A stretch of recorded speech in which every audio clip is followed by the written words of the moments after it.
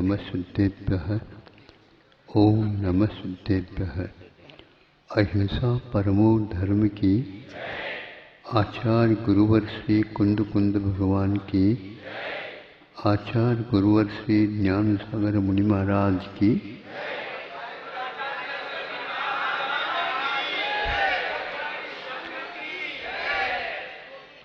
प्रश्न अथवा जिज्ञासा के साथ सब लोगों का ध्यान इस ओर आकृष्ट हो। एकमात्र उद्देश्य, आंखें लाल हैं। कैसे हैं? आंखें लाल हैं। मन भीतर, दोषी दोनों में कौन? ये पूछा गया है हम लोगों से। अब आप लोगों को इन दो में से चयनित करना है। इन दोनों में दोषी कौन? आप ही बताएं।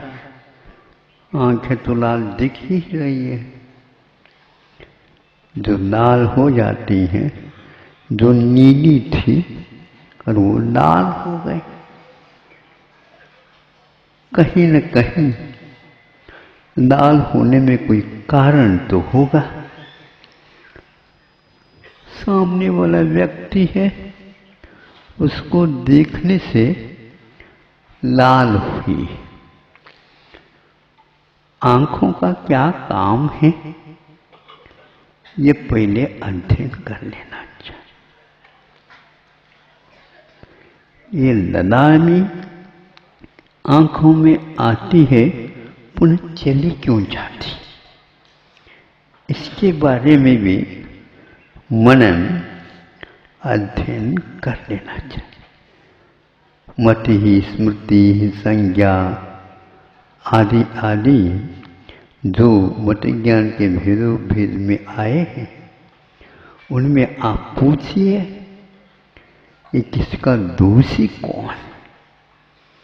हम प्राय करके इन सभी जिज्ञासाओं को शांत नहीं कर पाते। मोक्ष मार्ग पर कदम रखने वाला व्यक्ति, इनमें यदि जिज्ञासा इनसे वो शांत नहीं करते, उनका इसमें कोई भी अधिकार नहीं है कि वो मोक्ष मार्ग को प्राप्त कर सके। हर बात में चूंकि हम देख रहे हैं, हम सुन रहे हैं, हम सूंघ रहे हैं, हम छू रहे हैं और कभी कभी हम चख रहे हैं, इन सब में निर्णय हम लोगों का सही कब होता है? और जब सही यदि होगा तो हम आग बबूले नहीं होगी। यहाँ पर भी बाद में जिज्ञासा रखी गई। पहले आप पहले के उत्तर अथवा जिज्ञासा के शांति के लिए खोज करें। एक आध व्यक्ति को हम यही सुनते हैं, पर आज हमने अपने विषय में कुछ सुना है। जब से सुना है, क्या बताएं, भीतर से आग जल रही है। अच्छा, भीतर से आग चल रही है। ईंधन किसने पटका? ईंधन भी तो चाहिए। किसने पटका? वर्षा वैसे हो रही है और नीली थी, वह नीलिमा कहाँ चली गई? कभी पूछा आप लोगों ने? कभी उत्तर मिला आप लोगों को? दूसरे से आप उत्तर न मांगिए। ज्यादा डायरी भरने की कोई आवश्यकता नहीं। डायरी शब्द ऐसा कह रहा है कि डायरिया होने वाली।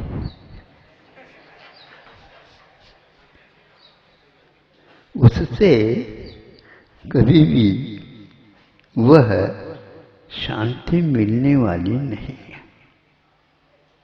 वह अशांति क्यों फैली, इसके बारे में आपको सोचना है।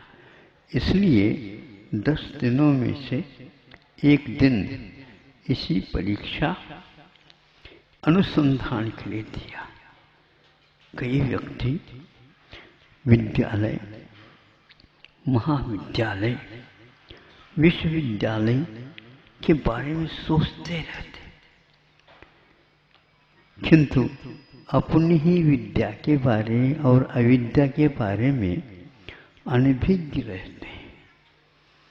खोलना चाहते हैं आंखें, किंतु आंखें कहाँ तक खुल जाती है यह हम नहीं समझते। आंखों की शल्य चिकित्सा भी हो जाती है, फिर भी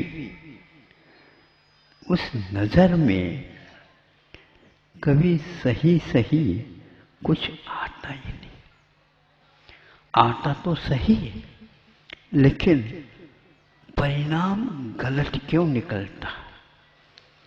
आंखें तो केवल देखती है तो रूप को देखती है।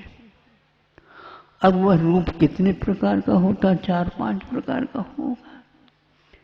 इसके अलावा दूसरा कोई नहीं था।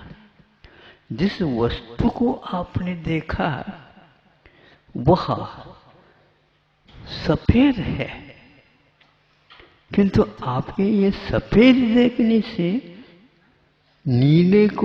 नीलेपन को छोड़ करके लाल ये आंखें हुई क्यों?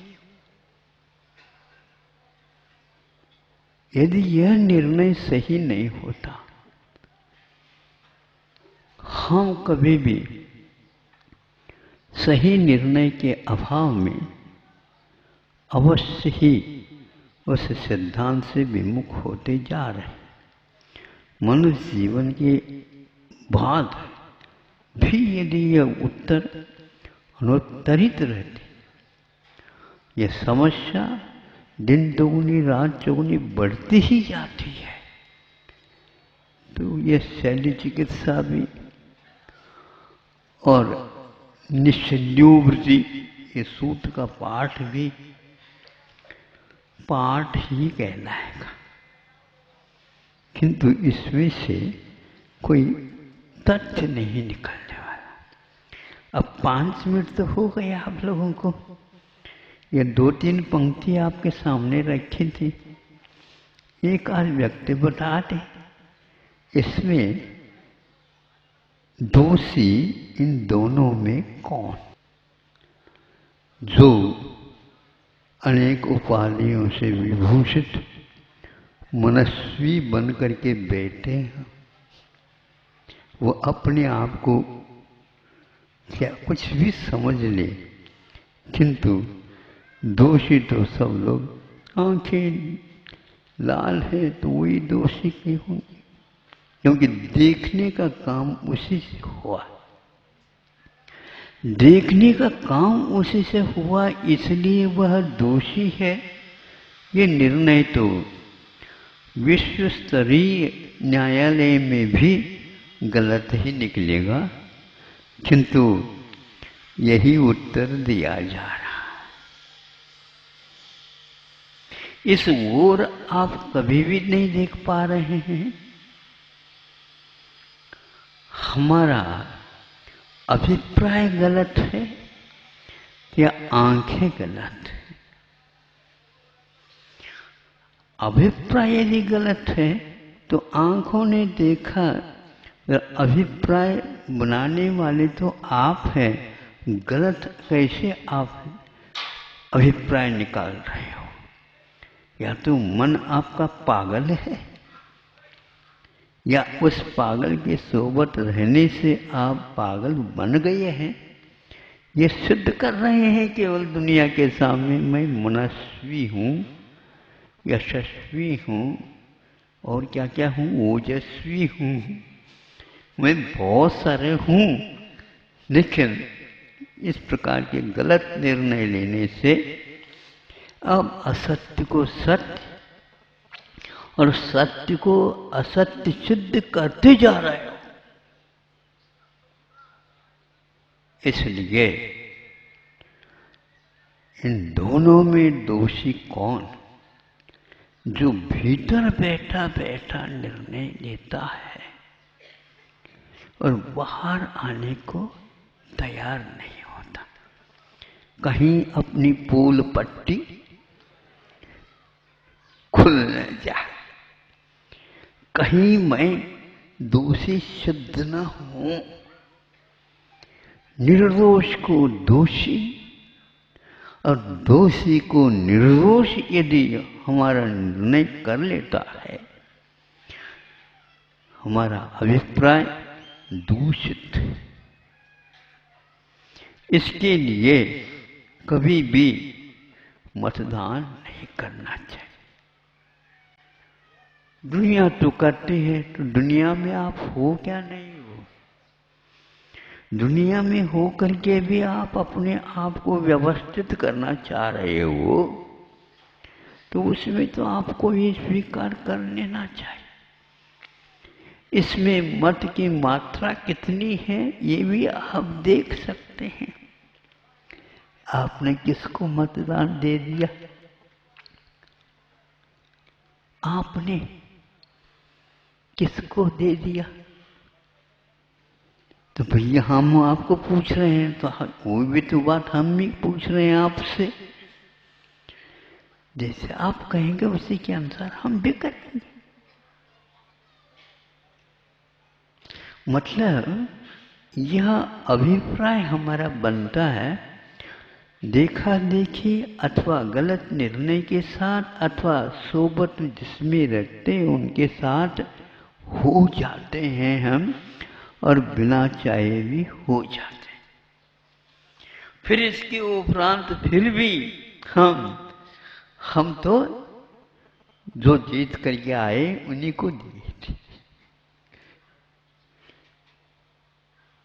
हमने तो पहले निर्णय ले लिया था। आप बताओ, असंगी पंचेंद्रिय तक चुनाव नहीं होता किसी अन्य पदार्थ के बारे में, किंतु संगी बनने के उपरांत वह चालू हो जाता है। और संगिनः समनस्कार ऐसा का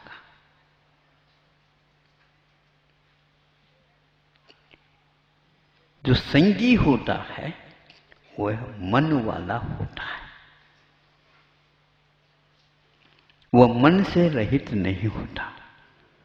मन भीतर है। दोषी दोनों में कौन? आंखें लाल। क्रोध के आवेश में आए बिना आंखें कभी भी नीली आभा को छोड़ करके ललाई के रूप में परिवर्तित नहीं हो सकते। हमारे भगवान हमेशा हमेशा अताम्र नयनोत्पदा। हम भगवान के दर्शन करते हैं, आप क्या करते हो? भगवान की कभी आंखें लाल हुई क्या? उनके नाखून देखो और नेल पॉलिश लगाना छोड़ दो। कभी भी उनके हमेशा हमेशा लाल सुर्ख, किंतु होंठे भी नाखून भी सारे के सारे, किंतु उनकी आंखों में करुणा तो भरी हुई है, किंतु अरुणाई नहीं है। तरुणाई तो रग रग में टपक रही। वो लाल क्यों नहीं दिखते? इतना खून उनके भीतर यदि है तो आचार्य कहते हैं यह परिवर्तन केवल शरीरगत नहीं है, मनगत है, और उनके पास संगीपन भी नहीं है। उनके पास संगीपन नहीं है और फिर भी वे मन वाले हैं। यही कमी हमारे बीच और उनके बीच में है। हम अपने आप को सुधारना चाहते हैं, दूसरे के सुधार को गौण कर दो, अथवा जिसकी आंखें कभी भी लाल नहीं होते हैं उसकी गुणगान करना प्रारंभ कर दो। पढ़ने की अपेक्षा से भगवान के बिंब को आप पढ़ने का अभ्यास करो। इसमें सबसे जल्दी आपको निर्णय लेने में सुविधा होगी।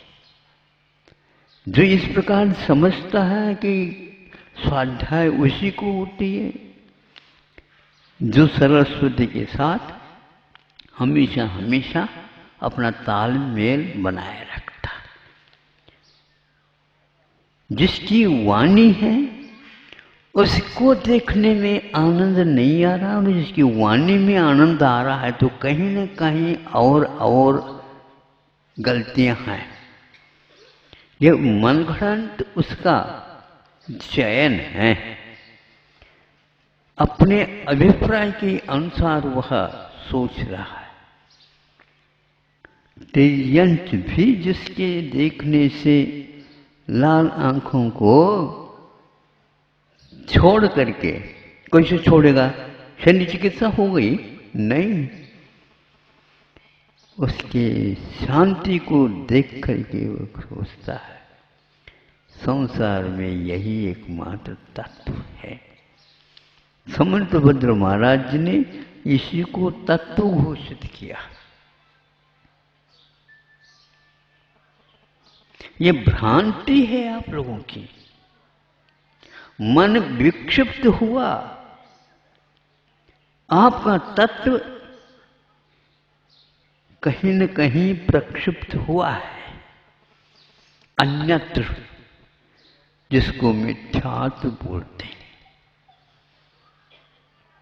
जिसको दोष बोलते हैं, जिसको छूना नहीं चाहिए ऐसा घोषित किया गया है, फिर आप उसी को स्वीकार करते हो। इसलिए भगवान को देख करके अध्ययन करो। अताम्र नयनोत्पलम। और हम अपने हृदय को साफ करने का प्रयास करें। वो तरंग उठती क्यों? हृदय में आना हमारी वश की बात नहीं है, आएगी। वो बंधा हुआ है तो आएगी।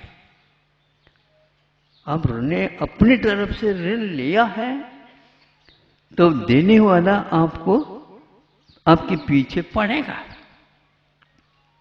यदि आप नहीं लेते ऋण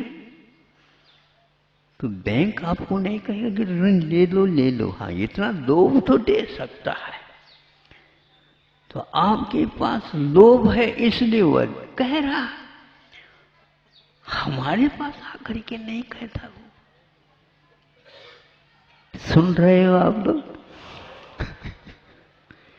वो बैंक वाले आपके पास जाकर के क्यों कहते हैं आप लोन ले लो लोन ले लो लोन ले लो? महाराज आप अपने शिष्यों को या और जो श्रावक आते हैं उनको कह दो, प्रेरित करो, उस बैंक में जाओ उस बैंक में जाओ उस बैंक में जाओ, लोन ले लो लोन ले लो। अलोना क्यों खाते हो? सलोना खाओ ना। समझ में आ रहा है? अच्छा, वो समझ में आने वाला भी बहुत समझदार लगता है। अच्छे से आ रहा है। बहुत अच्छा है।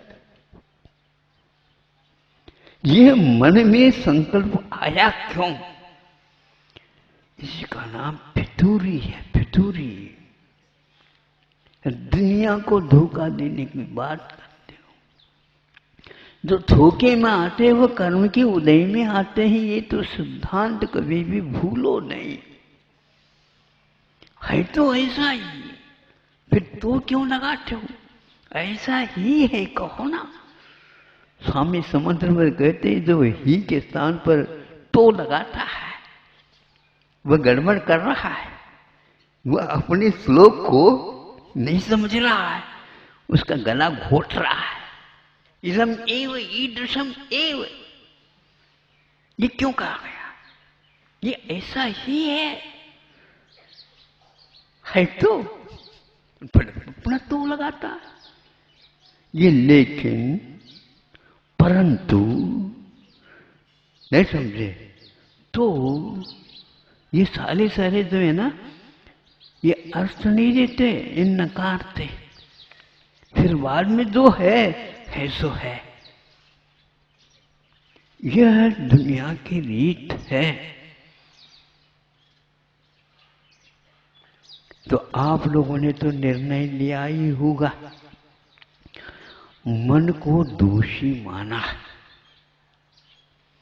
इंद्रियां दोषवान नहीं होती, उनका नियम है नियत विषयानि इंद्रियान, और नियत विषयानि मन। अनियत जो होता है वह मन होता है, और नियत विषय वाले और नियत प्रदेश वाले वह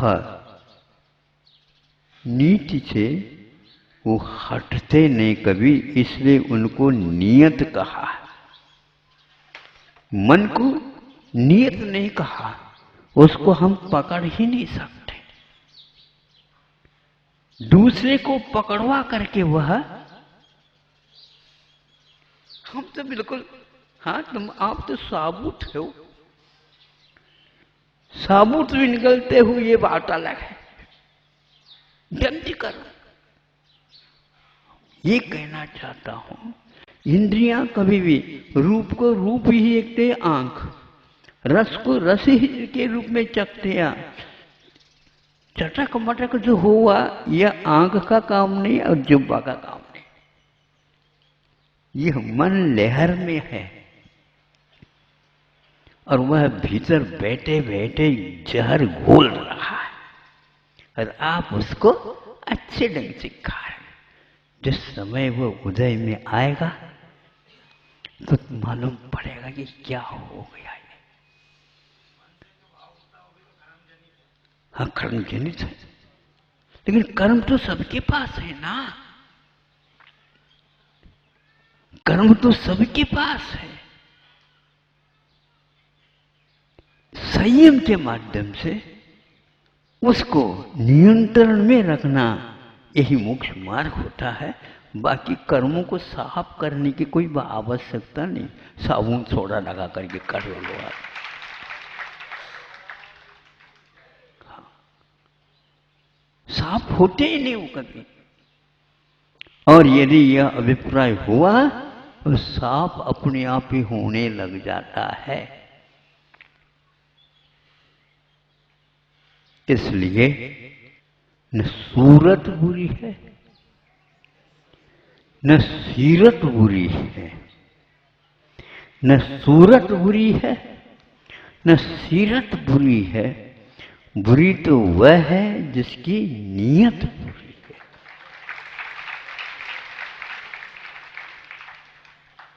उसको करवट ले जाओ तो, करवट एक बार ले लेगा, दुनिया कितनी भी कहे हम अब परिवर्तित नहीं करेंगे।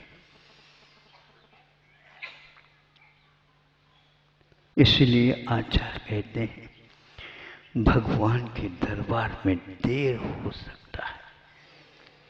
हाँ, बस इतने अच्छे जल्दी जवाब दीजिए आप, इतना आसान है ये। आसमान को छूना आसान हो सकता है, लेकिन इसमें करवट देना आसान नहीं है। बिरले ही इसको स्वीकार करते हैं। दूसरे के लिए संकल्पित करने का उनका काम है। भगवान ने आज तक रिकॉर्ड बनाया, तीर्थंकरों ने आज तक किसी ने किसी को संकल्पित नहीं कराया, स्वयं संकल्प लेते हैं, उसको अडिग होकर के पालते हैं। उसमें एक बार मात्र का भी अंतर लाते नहीं, क्योंकि वर्धमान संयम है उनका। वो बिल्कुल आंखें देख करके वह काम कर रहे हैं।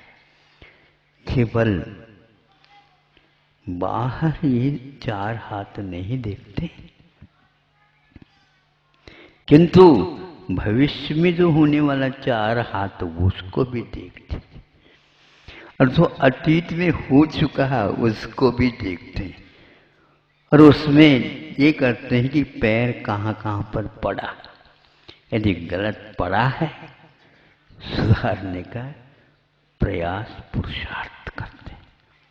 इसलिए मूल गुणों में उनका दोष कभी भी नहीं लगता, उत्तर गुणों में भी कभी दोष नहीं लगता, किंतु अंतर्मुहूर्त के उपरांत मन अधीरा होकर के बाहर आ ही जाता है, और इसकी कान पकड़ करके पुनः भीतर खींच करके ले जाते हैं। ये खेल उनका वर्षों तक चलता है। महावीर भगवान को तो कितना 12 साल, हाँ 12 साल लग गए महावीर भगवान को 72 में। और आप 12 घंटे भी नहीं होते, कई बार करवट ले लेते। यह मन क्या है? हमारा गलत निर्णय का नाम मन है। हम बार बार गलत लेते हैं, उससे उसकी पुष्टि हो रही है। एक बार भी गलत निर्णय को हम ठीक कर देते हैं, दोबारा उसमें अनुपात अवश्य कम होगा, तीसरे बार में और अनुपात कम होगा, क्योंकि प्रत्याख्यान के साथ हमने इरादा लिया। इसलिए कभी भी किसी से वो दीक्षित नहीं होते, कभी भी उन्होंने अपने वचन नहीं दिए किसी के, किंतु एक को ही देते हैं जिसको हम एक प्रकार से जिनवानी बोलते हैं। माँ के समान समझ करके वो जो लिखा है या वो जो बताते उसी के अनुसार उनकी चर्या बनती है, इसलिए दूसरे के लिए अपनी चर्या वो बताते भी नहीं और दिखाते भी नहीं, और उनका वह चलता रहता है। क्या अद्भुत साधना है! और आपको संतुष्टि मिल कैसे सकती है इन दोषों के भंडार के साथ? यही संकल्प है इसका कि मैं कम करूं, यह भी कम बात नहीं है। पूरा दूर करूं, फिर कहना ही क्या है। भूल का होना, मनुष्य भूल का पुतला है। हाँ, इन पुतलियों में ही भूल है, वहीं से तो झांक रहा है वो अभिप्राय वाला।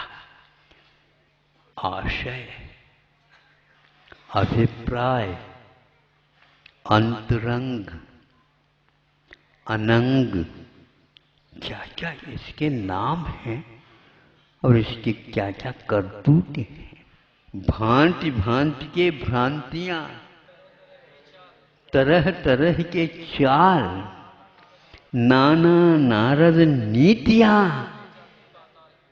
ले जावे पाता।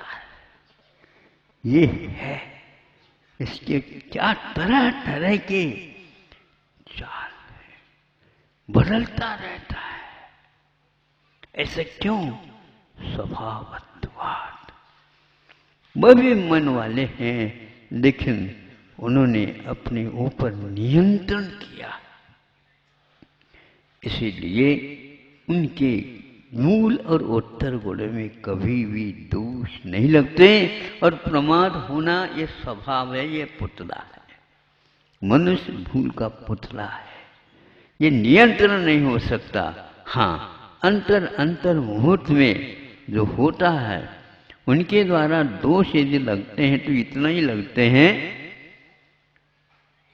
जम्भाई आ जाए पानी पीते समय, अथवा श्वास लेना पड़े तब मुंह में घूंट नहीं ली जाए। घूंट ले ले और उसी समय श्वास भी ले ले, ठसका अवश्य लगेगा। एक काम एक समय में होता है, ये पक्का है।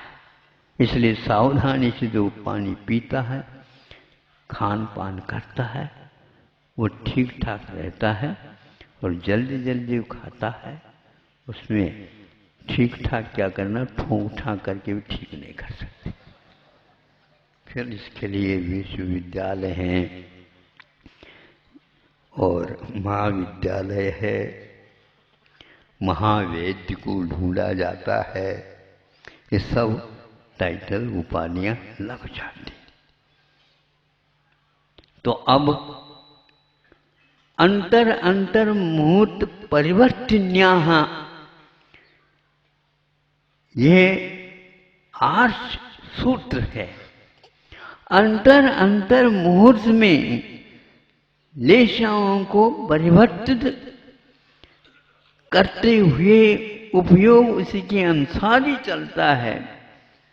यह मन के साथ भी यही घटित होता है, लेकिन आंखें कभी परिवर्तन नहीं है, नाक कभी परिवर्तनीय नहीं है।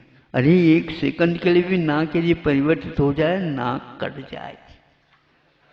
हाँ, यदि किसी की कट भी जाए तो भी वह नाक की एक नकल करता रहता है, मेरे पास है नाक। हो, इस नियमरण के बाद बड़ी नाक मिलेगी आपको, सूंड की। हाथी के पास जो सूंड है, जिसने अभिमान किया, उसको अब नाक रगड़ते हुए जाओ। कहां कहां पर जाओ? दूसरों की देहरी तक जाओ।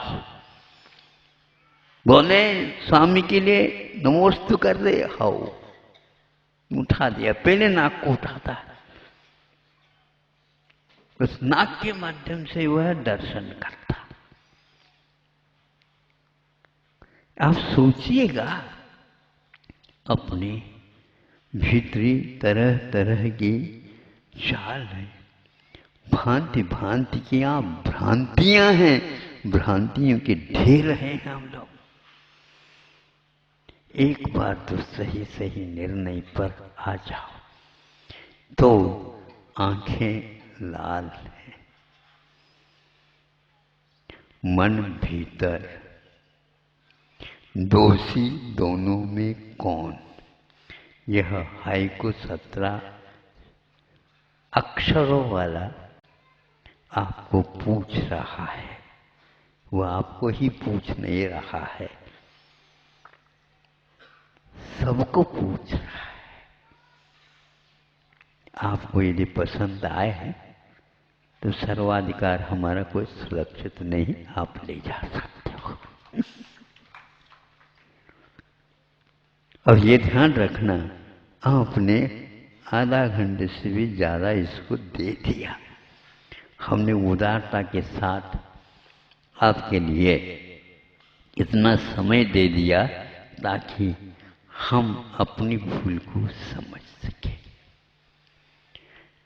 क्रोध आ जाता झट से, प्राय करके क्रोध कहाँ पर दिखता है? तो सर्वप्रथम आपको ये महसूस होगी, नाक एक प्रकार से मरोड़ते हैं, फूल जाता है। इसमें नाक में वो गुस्सा आ जाता है। कवियों ने इसको नाक की अनी पर क्रोध एकदम झट से आता है। अब ये भी ध्यान रखना, थोड़ा से भी तापमान बढ़ जाता है, नहीं समझे, पसीना आता है तो नाक की अनी के ऊपर ही प्राय करके आता है। आपने कभी देखा, महसूस किया? हाँ, वहीं पर आता है। वहां पर तपाने की कोई आवश्यकता नहीं, अपने आप ही गर्म होता है, गुस्सा वहीं पर रहता है। उसका विश्राम स्थान वही है। उस नाक को देखते ही फिर क्या, गोद में बैठ करके दूध पीने वाला भी लड़का निर्णय ले लेता है, कुछ होना है अब, नहीं समझे।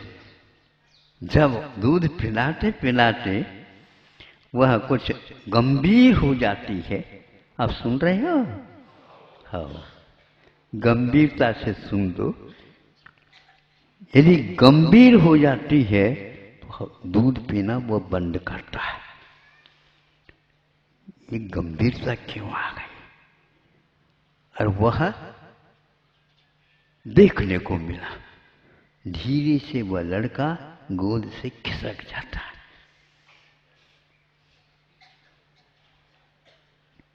कहीं ऐसा ना हो दूसरा प्रबंध कर दे, चौपट। वो बुलाने के बाद भी मैं नहीं आता, प्यास भूख लगने के बाद भी नहीं आता। सुन रहे हो गोद वाले हो? छोटा लड़का भी होता, आपकी परीक्षा, आपका निर्णय अपने आप ही समझ लेता है, क्योंकि आपका शरीर और मुख गंभीरता से घिर गया। कुछ न कुछ इसमें हुआ, उधर गया, दूर से देखा, अरे पिताजी भी आपे में नहीं, आप अपने में आप में है हो, देख तो दो। आपके लड़का ने सोच लिया, लड़के ने, पिताजी आपे में नहीं है। अब जो आपे में नहीं रहता, हमारा ये निर्णय है, उसके पास न माँ, न पिता, न भाई, न बहन, कोई भी जाना नहीं चाहता, चाहे जिंदगी भर उसके लिए कुछ भी दे दे, लोभ नहीं चाहिए। आप कितने लोभ करते जाते हो, ये कहाँ कर रहे हो, क्यों कर रहे हो, सोच तो। तापमान क्या है, ध्यान रखो। शरीर का तापमान कुछ बढ़ सकता, घट सकता है, लेकिन भीतरी जो अनुपात है शरीर में, वह 98 अवश्य बना रहता। 50 को भी तापमान छू रहा हो तो भी भीतर 98 पाएगा। और टाइगर हिल पर भी जाकर के देखोगे, जहां पर -40 रहता है शीत, वहां पर भी देखो शरीर का वह तापमान कितना रहता है, तो वो भी 98 रहता है। ये स्वस्थ व्यक्ति का एक लक्षण है। आपको भी कहीं भी जाए, पहले इसको टटोलना, यदि इसमें अंतर आ गया समझ लेना, ये फालतू 1 घंटे के लिए ये उस समय देना हो गया। अन्य कुछ काम करते संभवतः कुछ लाभ होता, किंतु यहाँ पर उसका कोई निर्णय नहीं हुआ, तो ऐसा ही जिंदगी भर बिना निर्णय के ही एक्शन निकलते चले जाते, होता नहीं। चाहे स्वर्ग मिले, चाहे मनुष्य अवस्था मिले, कोई मिले, समूह शरण भी मिले, तो भी वहाँ पर कुछ होना जाना नहीं है। भगवान भी आप में किसी भी प्रकार से कुछ भरते नहीं, और जो दोष है उसको निकाल करके बाहर फेंकते नहीं। ये काम उनका है ही नहीं। जो स्वयं के बारे में वो इस प्रकार नहीं कर सकते, भावों को तो संयम के साथ ही जीना पड़ेगा, और निकालना है तो संयम के द्वारा ही निकालना है, बदलना है तो संयम के द्वारा ही बदलना। केवल क्रोध करने मात्र से वो बदलता नहीं है। तो फिर क्या, अरे उनको तो हम हमेशा देखते हैं पारा गर्म ही मिलता है। क्या मिलता? पारा गर्म मिलता। पारा क्या ठंडा भी रहता है क्या? सबसे ज्यादा भारमय पदार्थ सुनते सोने से भी भार वाला पारा होता।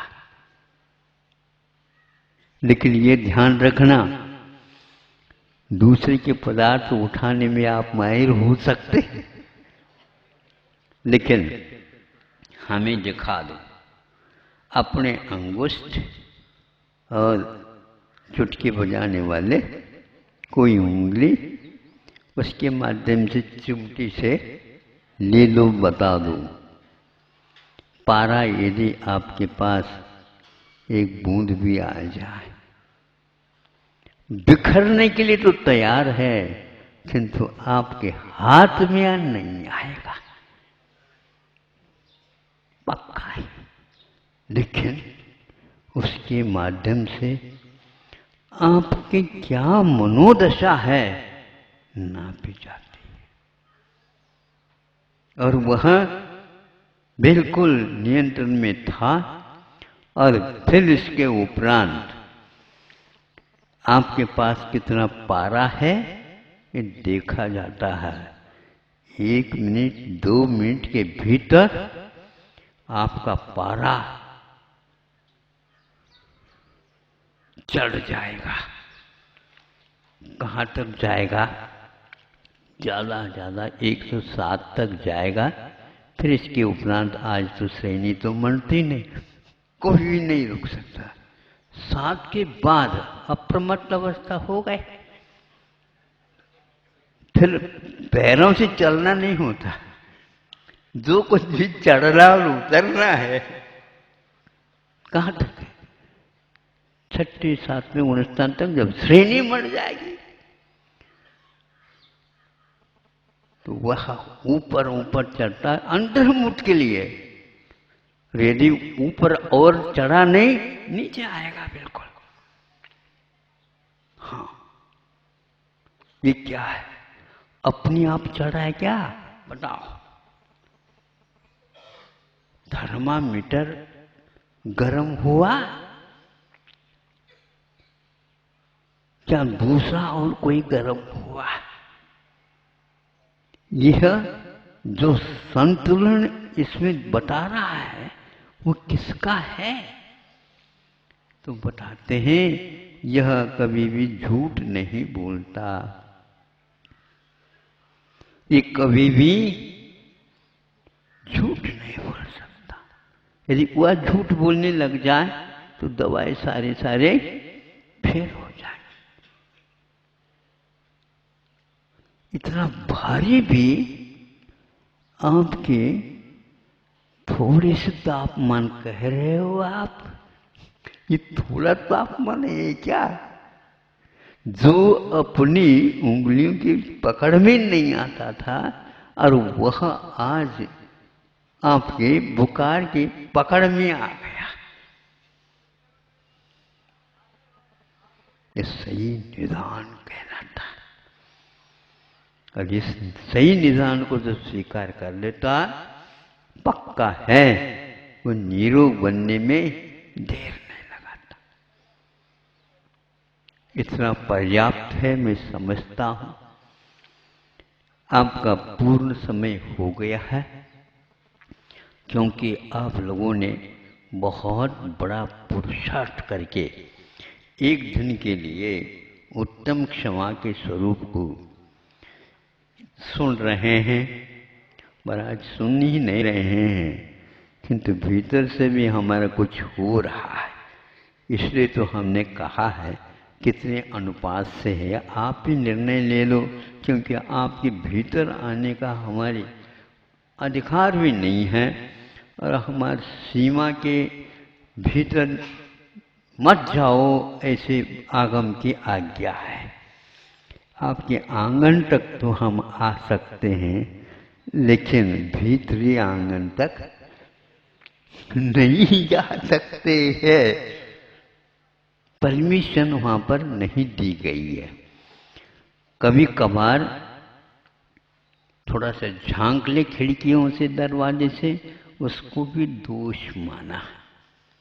फिर भी मैं यहाँ पर आपके आंगन तक आया हूँ, इसके लिए थोड़ा वह एक दो बार इस प्रकार कहा करके अपनी परछाया दिखा सकता है, ताकि वह बाद में पश्चाताप न कर ले। इसके आगे उन्होंने कुछ भी नहीं कहा। फिर इसके बाद तो उनका भाग्य उनके पास है, हमारे लिए उनका दाना पानी क्या उसका निर्णय ले सकते हो? दाना पानी इतना ही है, न दाना है न पानी है, इतना है। इतना सिद्धांत क्लियर है। इसको जब हम सोचते हैं तो यह प्रश्न पत्रिका आई है, आपको पाठ्यक्रम से जो पढ़ाई हुई है एक वर्ष तक तो इस किताब को नीचे नहीं रखो, लेकिन अब उस किताब को परीक्षा के समय पर नीचे रख भी नहीं सकते, पास रख नहीं सकते और उसकी नकल कर नहीं सकते, और आपको सब कुछ ठीक है, परमिशन है, अनुमति है, किंतु यह नहीं कर सकते। आपके दिमाग में यदि वह बात आई है, हाँ या ना में उत्तर दीजिए। आप स्वीकार करने के लिए तैयार हैं? हाँ महाराज, उस दगाबाज मन को आज से कम आप अपने वश में रखने का प्रयास पुरुषार्थ करिए। और आप सही भी हैं तो भी सही मैं हूं ऐसे इस दुनिया के सामने मत कहिए। सतर्क हो रहा है, नहीं समझे? सतर्क का तो तर्क करना सीख लिया उसने। हाँ, सतर्क का अर्थ जागृत होना चाहिए, सावधान होना चाहिए, और वह सावधान उसी को बोलते हैं पर की ओर ना देखो। यदि पर की ओर देख करके अपने आप को सुधारना चाहते हो तो गुणों को ढूंढो। यदि पर के गुण यदि दोष में नहीं आ रहे हैं तो दोष तो बहुत जल्दी आएंगे। इसलिए आप दोषों की ओर मत जाओ, क्योंकि दोषों के भंडार स्वयं भी है। ऐसी स्थिति में उन दोषों के भंडार में से कुछ तो कम करें, और अवश्य ही एक बार कम करना प्रारंभ कर देंगे, आपको लगेगा हाँ इसमें जो संतुष्टि मिलती है इस संयम से, वो अन्यत्र किसी भी प्रकार से नहीं मिलती है। यह कठिन साधना तीर्थंकरों ने भी की है और ये महाव्रत उनके हैं, लेकिन महाव्रत का पालन करने से ही संसार को मालूम पड़ा कि ये महाव्रत होते हैं।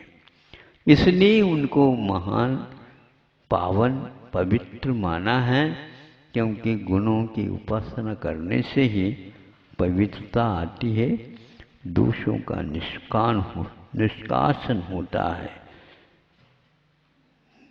मोह और दोषावरण योर हानि, दोष और आवरणों का नाश होने के उपरांत ही भगवान आप आप्त बने हैं, निर्दोष बने हैं, 18 दोषों से रहित बने हैं। आपकी आंखें लाल हुई हैं तो यह भीतरी मन का परिणाम है, और आँखों को मलो नहीं, अपनी आप ही वह पुनः पूर्व स्थिति पर जाएगी, और आप अपने मन को मलो, मर्जन करो और खबरदार कहो, तुम्हें अब किसी भी प्रकार से तुम्हारे लिए समर्थन नहीं दिया जाएगा, बहुत हो गया। अब हम तुम्हारी चाल को समझ चुके हैं, अब तुम्हारी चाल को हम समझ चुके हैं, तुम्हारी चाल में हम नहीं आने वाले हैं, हम भी कुछ शतरंज खेलते हैं। अहिंसा परमो धर्म की